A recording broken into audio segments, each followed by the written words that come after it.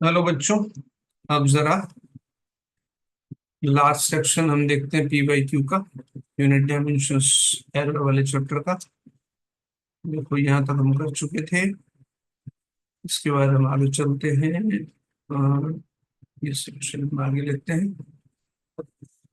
This is also done, हमने किया था पहले question. Now we move further. ये सेक्शन भी हम कर चुके हैं बहुत पहले। अच्छा सवाल था एम इनवर्स वाला। एम इनवर्स में पूछा था कि किसमें सिर्फ एम की पावर 1 है। मैक्सिमम परसेंटेज एरर की लेंथ ये भी हम कर चुके हैं। Viscosity is also done. इसके बाद ये मैग्नेटिक वाला मैंने छोड़ा था, 12th का पार्ट है, अभी हम इतना डिटेल में नहीं जा रहे हैं। ये भी हम कर चुके हैं देखो। And now we turn to next one. एक दिस इज आल्सो डन। अच्छा सवाल था, फोर्स एक्सीलरेशन टाइम को फंडामेंटल मान के एनर्जी की डायमेंशन निकालनी थी हमको। वर्नियर कैलिपर्स हम अभी नहीं कर रहे हैं। ये क्वेश्चन जो था सिग्निफिकेंट फिगर का था। स्ट्रेस और प्रेशर सेम होता है, मैंने बताया था। This question is also done. Electron volt और एनर्जी वाला, जूल वाला। और ये परसेंटेज वाला क्वेश्चन भी हम कर चुके हैं। उसके बाद ये भी हम इतना हाई लेवल पर नहीं जाते। अब आते हैं नेक्स्ट क्वेश्चन पर। ये भी हम कर चुके, प्लैंक कांस्टेंट वाला क्वेश्चन। हाँ, अब ये क्वेश्चन आता है। A I P M T 2015, जब नीट जो था, नीट का नाम A I P M T था, all India pre medical test. The dimension of critical velocity of a liquid flowing through a tube are expressed as eta. Eta, अरे ये देखो, coefficient of viscosity. पहले इसकी बात कर लेते हैं। कोएफिशिएंट ऑफ विस्कोसिटी जो होता है वो बेसिकली इसकी डायमेंशन क्या होती है। कोएफिशिएंट ऑफ विस्कोसिटी जो होता है उसका डायमेंशन फॉर्मूला हम इजीली मॉड्यूल में से देख सकते हैं। m1 l-1 t-1। उसके बाद दिया है डेंसिटी। डेंसिटी का है मास अपॉन वॉल्यूम, मतलब l-3 t0। रेडियस तो सिंपल लेंथ है, तो इसका लिख देते हैं l1।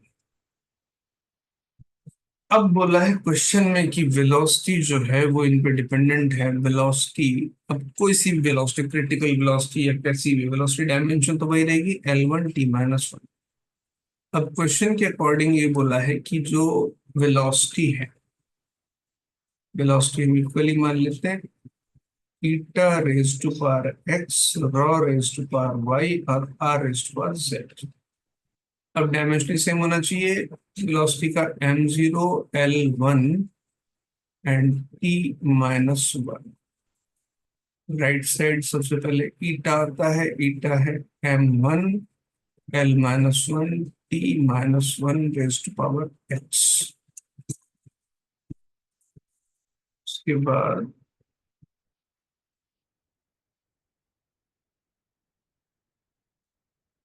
इसके बाद क्या आता है, रॉ। रॉ का डायमेंशन फॉर्मूला बनता है, यहाँ लिख लेता हूँ मैं साथ में। That is m1 l-3 raise to power Y, और लास्टली है length l1 raise to power Z. अब तक तुम समझ गए होगे। देखो यहाँ पर सबसे पहले m1, इसकी पावर आएगी x, mx। और यहाँ पे पावर आएगी y प्लस वाई। एल की पावर यहाँ पर -x, यहाँ से -3y, और यहाँ से +z। टी सिर्फ अकेला है, टी की पावर -1, -x ओनली। अब देखो हम क्या आसानी से सॉल्व करते हैं। पहले जो सिंगल वेरिएबल वाली इक्वेशन कहीं बनती है तो उसको सॉल्व करते हैं। वो मुझे दिख रहा है कि यहाँ पर टी की पावर सिर्फ x है, -x, और यहाँ पे -1। तो -x should be equal to -1, तो x की वैल्यू हो गई 1। पहली चीज ये सॉल्व। उसके बाद m के पास दो ही टर्म्स हैं, x प्लस वाई, इधर 0 है। x plus y is equal to 0। So y is equal to minus x और y इक्वल टू हो गया -1। अब हम इजीली इसमें दो वैल्यूज हमारे पास हैं, x और y, और z की वैल्यू निकाल। तो यहाँ से चलते हैं, l की पावर 1 है, -x -3y plus z is equal to 1। x की वैल्यू है 1, y की वैल्यू है -1, यानी कि पावर -1 प्लस पावर, अच्छा पावर बाहर माइनस है, एल एस टू पावर यहाँ पे -x, okay, -x -3y and plus z is equal to, यहाँ से इसकी पावर आएगी एटा की -1, इज इक्वल टू -1। तो ये बना -1 plus 3 plus z is equal to -1। ये बनता है 2 plus z is equal to, z is equal to, यहाँ पर फाइनली हमारे पास x की वैल्यू 1 है, y की वैल्यू -1 है। देखते हैं किस ऑप्शन में x1 -1 एंड z की वैल्यू है। I hope you can continue with this, हम आंसर निकाल सकते हैं। चेक करते हैं, देखो कौन सा आंसर है। दिस इज 1 -1 -1, m थीटा की वैल्यू यहाँ से m0 L1 1 में आएगा, +1, इधर +1 होना चाहिए, यहाँ पे +1, यहाँ पे +1 1, z इज इक्वल टू 1 -2, ये हो गया -2, ठीक है। तो तरह से हमने x y z तीनों की वैल्यू निकाल चुके हैं। ये क्वेश्चन का आंसर यहाँ पर अवेलेबल है। देखो अगर सही किया हुआ उस कैलकुलेशन की बात होती है। अच्छा आगे चले।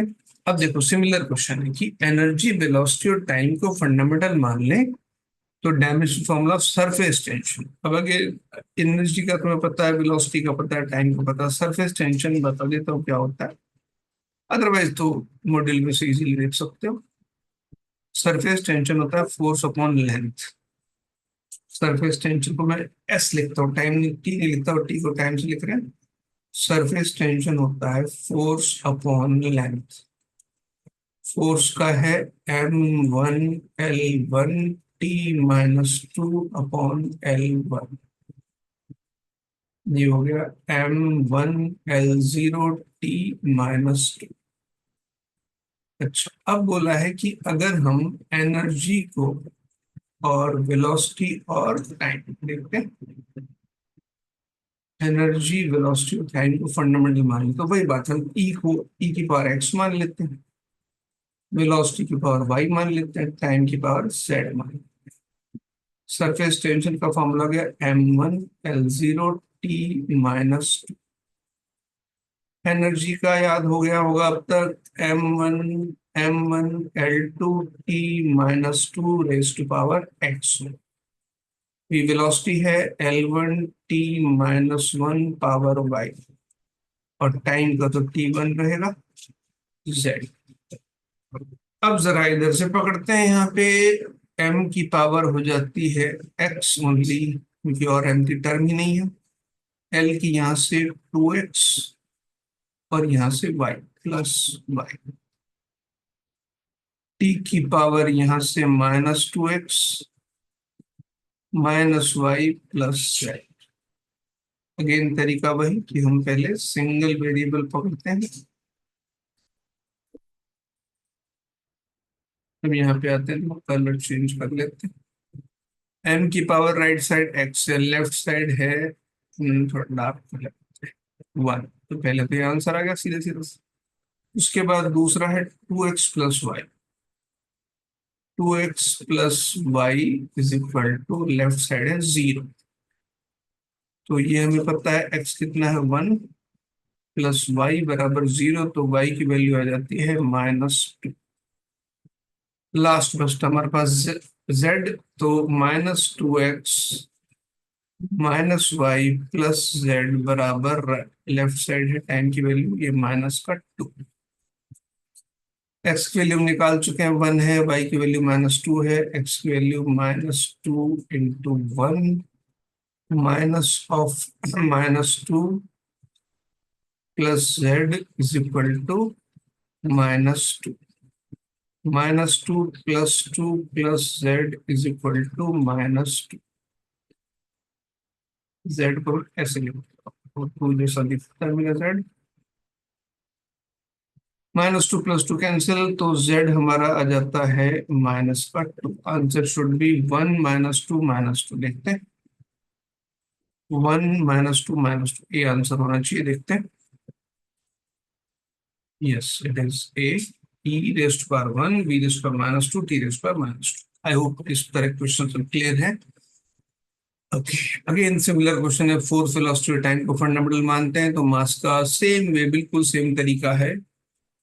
ओके, आगे चलते। 2013 देखो तुम्हारे सामने सब आता जा रहा है, कौन कौन सा पेपर। अब थोड़ा पीछे जाते जा रहे हैं। कर्नाटका में आए थे, तो पहले स्टेट लेवल के जो पेपर होते थे वो काफी अच्छे लेवल के आते थे। वो ऐसा कुछ डिफरेंस नहीं है कहीं पे भी। तो पुराना क्वेश्चन बहुत अच्छा हो सकता है जो प्रेजेंट में आ सकता है। हालांकि हमने स्टार्टिंग 2026 से की थी। The pair of quantity having the same dimension. अब देखो सिंपल सी बात इसमें यहाँ पर है कि तुम्हें धीरे धीरे चैप्टर में पता चलेगा। मुझे तो पता है इसलिए, और चैप्टर्स में पता चलेगा। अभी तुम क्या बोलते हैं, मॉड्यूल देख के पता लगा सकते हो। मुझे ये अच्छे से पता है कि वर्क और टॉर्क का सेम होता है। इम्पल्स, सरफेस टेंशन सेम नहीं होता है। वर्क और टॉर्क का सेम होता है। सिंगल चॉइस है तो आंसर ये होना चाहिए। देखो ये आंसर है। After that, again, percentage error. If an experiment of four quantity A, B, C, D are measured with percentage need 2013 का question, with the percentage error 1%, 2%, 3%, 4% respectively। वही तरीका A की पावर 3 है, B की पावर 2 है, C और D नीचे है, और एरर इन P। चलो निकालते हैं, एक बार सॉल्व करते हैं।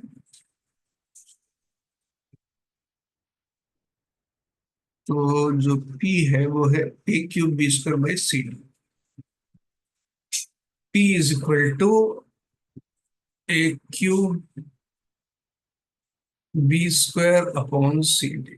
तो यहां से निकालते हैं delta P/P 3 delta A/A plus 2 delta B/B plus delta C/C plus delta D/D। Percentage की बात है तो डेफिनेटली 100 से मल्टीप्लाई होगा, और ये सब परसेंटेज में ही चल रहा है सारा। यहाँ पे हो जाएगा परसेंटेज ऑफ डेल्टा P, या P की गणना कर लेंगे। तो A की परसेंटेज देखते हैं कितनी है। ये है 1 2 3 4, सीधा सीधा 3 × 1 प्लस P की 2, 2 × 2, 3 + 4, 1 2 3 4, 3 + 1 2 का 4, 4 2 का 1 प्लस 3 + 4 बता रहा है। 3 6 4 4 8 8 5 14, 14%। लेट्स सी, 14 ऑप्शन में है। यस, देखते हैं। Yes, it is the answer. Got it. अच्छा, ये अपने आप में एक स्पेसिफिक क्वेश्चन है। हालांकि क्लास 12 में पढ़ेंगे, लेकिन अभी से याद हो जाए तो बहुत अच्छा है। स्पीड ऑफ लाइट का जो फॉर्मूला होता है, स्पीड ऑफ लाइट जो होता है, ये एक चीज होती है, परमिटिविटी ऑफ एप्सिलॉन नॉट और म्यू नॉट। ये इलेक्ट्रिसिटी में काम आता है, मैग्नेटिज्म में काम आता है, जो 12th में है। स्पीड ऑफ लाइट को सी से शो करते हैं। ये होता है 1/√μ0 ε। तो बेसिकली अगर हमें ये भी याद रहे 11th क्लास में तो बहुत अच्छा है। यानी कि 1 या मैं इसको ऐसे लिखूं, μ0 raised to power -1/2 ε0, इसको बोलते हैं, देखो एप्साइलॉन, और नीचे जीरो जो है इसको नॉट बोलते हैं। ये सिंबल है म्यू का, MU, और नीचे नॉट बोलते हैं। तो पावर दोनों की -1 आती है, -½ सॉरी। अब देखो क्या है ऑप्शन में, दोनों की पावर -1 है, मतलब वेलोसिटी है। बहुत simple, L1T-1। Simple speed of light होती है, स्पीड है चाहे किसी की भी हो। सी ऑप्शन होना चाहिए, डी आंसर। अब वही बात है कि जब तुम नीट दोगे तो 12th, ऑफ कोर्स 12th पास करने के बाद ही होगा, तब तक के फॉर्मूला तुम्हारे टिप्स पर आ जाए। डैम्पिंग फोर्स की बात नहीं करते, directly proportional to velocity the unit of the constant of, देखो अब ये थोड़ा अलग क्वेश्चन। अब अगेन उसकी डिटेल में नहीं जाना, अपन को क्या है, damping force of an oscillator is directly proportional to the velocity the unit of constant of proportionality. चलो जी ठीक है। अब जैसा मैंने बताया था कि कांस्टेंट सारे डायमेंशनलेस हो जरूरी नहीं है। ये बोल रहा है कि एफ जो है इसका कांस्टेंट का एक विशेष नाम होता है, बी से शो करते हैं, चलो वही कर लेते हैं। एफ जो है, F is equal to B into V. B एक कांस्टेंट, इसकी डायमेंशन, ये तो एफ अपॉन वी कर दो तो ये भी बन जाएगा। और अब इसकी डायमेंशन निकाल लेते हैं। तो एफ की डायमेंशन है m1 L1 T-2 और v की है L1 T-1। बस अब इसको सॉल्व करना है। m1 as it is L⁻1 - 1 T की पावर -2 + 1। तो ये डायमेंशन फॉर्मूला आ जाएगा b का, क्या बना देखते हैं, m1 L0 T-1। Let's check. Kilogram, okay चलो, मास का किलोग्राम और ये सेकंड, किलोग्राम अपॉन सेकंड मिलकर सी आंसर होना चाहिए। किलोग्राम सेकंड नीचे है, यस इट्स आंसर। देखो ये भी ऐसे कर रहा था, एफ इक्वल्स टू के, मैंने बी लिया, इन्होंने के लिया। लेट्स चेक, कोई अच्छा सा क्वेश्चन और मिल जाता तो, हालांकि बहुत पीछे जाते जा रहे हैं हम। AIPMT 2011 में इसे बड़ा अच्छा सवाल है। ऐसे क्वेश्चन अभी तो मॉड्यूल में भी, the density of a material in CGS system is 4 gram centimetre cube upon centimetre cube in a system of unit in which unit of length is 10 centimeter and unit of mass is 100 gram. The value of density of material, value यानी देखो यहाँ सिर्फ number है, आगे unit नहीं है। हमें एक नई यूनिट बनानी है, समझो। नई यूनिट में सपोज करो मास को बोला गया है, देखो क्या कहता है इसमें, मास और लेंथ की बात चल, लेंथ और मास, ठीक है चलो। लेंथ को शो करेंगे, सपोज करते हैं लेंथ जो है नई सिस्टम में वो ए से शो कर। लेंथ का फंडामेंटल जो है, जैसे तुम समझो कि 100 मीटर को 1 मीटर, 100 सेंटीमीटर को 1 मीटर मानते हैं, तो CGS का 100 सेंटीमीटर उधर 1 यूनिट के बराबर हो जाता है। CGS का 1000 ग्राम MKS में 1 यूनिट 1 किलोग्राम के बराबर हो जाता है। सेम अब इसमें क्या करना है, इस नए सिस्टम में, एक हाइपोथेटिकल सिस्टम है, लेंथ 10 सेंटीमीटर जो होगा वो उसकी ए 1 यूनिट के बराबर होगा। 1A is equal to 10 centimetre. 1A is 10 centimetre. उसके बाद उसका जो मास का यूनिट है, उसकी 1 यूनिट बी की, इसमें किसके बराबर है, देखिए कितने ग्राम के बराबर है, 100 ग्राम के बराबर, 100 ग्राम। तो नई यूनिट में ए इज अ सिंगल यूनिट जो कि 10 सेंटीमीटर के बराबर है, बी 100 ग्राम के बराबर है। हमारी जो डेंसिटी है वो डेंसिटी है 4 ग्राम पर सेंटीमीटर क्यूब। ठीक है चलो, 4 ग्राम पर सेंटीमीटर क्यूब। अब इधर नई यूनिट पर आ जाओ, A/10 is 1 centimetre, B/100 is equal to 1 gram. इस नए सिस्टम में जो 1 ग्राम है उसकी जगह लिखूंगा मैं B/100, और जो नीचे सेंटीमीटर क्यूब है उसमें लिखूंगा A/10 का क्यूब। ध्यान देना, सर वैल्यू पूछी है, 4 × B/100 इंटू 10⁻³ हो जाएगा 123/A³। 2 0 से 2 0 कैंसिल। नई यूनिट में 4B, ये 40 हो गया, 40B/A³। नई यूनिट की बात नहीं की गई, सिर्फ उसका नंबर पूछा है, इट शुड बी 40। बिल्कुल अलग तरह का सवाल है, फिर से देखो, आंसर चेक कर ले पहले, 40 होना चाहिए मेरे हिसाब से, ये वाला सी आंसर देखते हैं। Yes it is the answer. अब क्वेश्चन समझ लो क्या है। नई जो यूनिट है कोई भी मान ली, जैसे मैं बोल रहा हूँ कि मान लेते हैं कि जैसे हम कैसे दूसरा से कंपेयर करते, 100 सेंटीमीटर उधर का 1 यूनिट 1 मीटर, अब इसकी 1 यूनिट 100 सेंटीमीटर के बराबर है, हमें बचपन से पता है, इसलिए इजीली इसको अब ग्रास्प कर लेते हैं। यहाँ मान लें कि कोई यूनिट है इसमें की, कोई उसका 1 यूनिट ए है वो 10 सेंटीमीटर के बराबर है। उसी तरह से उसका मास जो बी है, जो बी 1 बी, मतलब वैल्यू नाम कुछ भी रख लो, 100 ग्राम के बराबर है। तो अब मुझे इसको कन्वर्ट करना, तो पहले तो उसको जो इसका ओरिजिनल टर्म है उसको मैं लिखूंगा, और यहाँ से जो ए और बी है उसको ग्राम और सेंटीमीटर को एक टर्म्स में लिख के, मेरा 1 सेंटीमीटर कितने ए के बराबर आता है और 1 ग्राम कितने बी के बराबर आता है वो मैं यहाँ पे रख दूंगा। उसके बाद सिंपल कैलकुलेशन है, मेरा आंसर 40 b/a³ यूनिट, डायमेंशन तो वही रहेगी, ऊपर बी बोले तो मास रहेगा, नीचे क्यूब ऑफ लेंथ रहेगा। नंबर पूछेगा तो नंबर यहाँ पे 40 है। Got it. उसके बाद क्वेश्चन, ये डायमेंशन क्वेश्चन, बार बार क्वेश्चन देखो, ये क्वेश्चन प्रीलिम्स 2011 एआईपीएमटी उसमें भी आया हुआ सवाल है।